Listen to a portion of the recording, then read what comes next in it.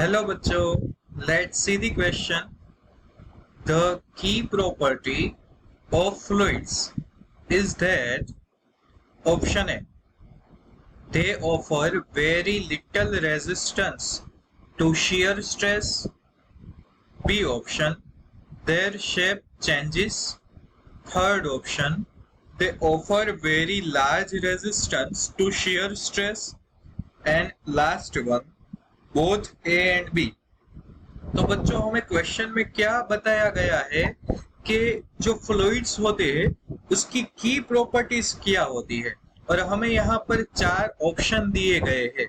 तो सबसे पहली चीज स्टूडेंट्स के सबसे पहले तो हमें क्या लिखना है, तो सबसे पहले आएगा स्टूडेंट्स की पॉइंट। क्लियर, की कंसेप्ट। अब की कंसेप्ट कौन सा यूज करेंगे हम यहाँ पर, तो ऑब्वियसली हमें क्वेश्चन देखकर ही पता चल जाता है कि की कंसेप्ट जो है वो होगा प्रॉपर्टीज ऑफ फ्लूइड। कौन सा की कंसेप्ट यहाँ पर यूज होगा, properties of fluids.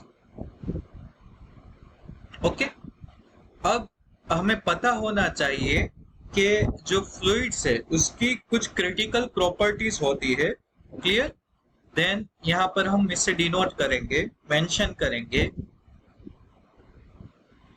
Fluids have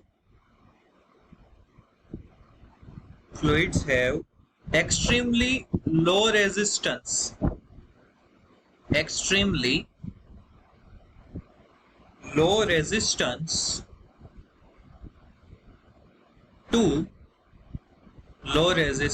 to shear stress।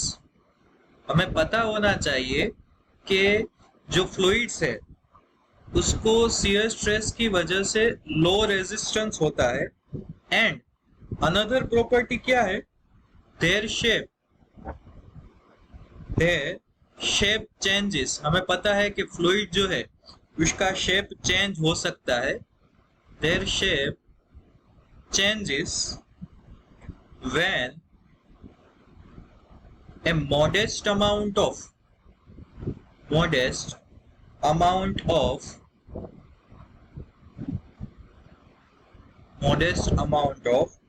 shear force is applied।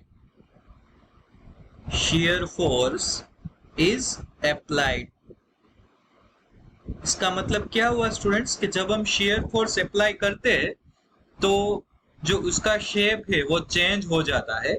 सो ये जो फर्स्ट प्रॉपर्टी है low resistance, and second property जो है कौन सी वाली प्रॉपर्टी है, तो शेप चेंजेस। इसका मतलब क्या हुआ कि ए एंड बी बोथ, मतलब कि डी ऑप्शन करेक्ट है। ऑप्शन ए और बी दोनों राइट है, मतलब कि option D is correct answer. So here our key concept lead us to the our correct answer. Clear students, best of luck.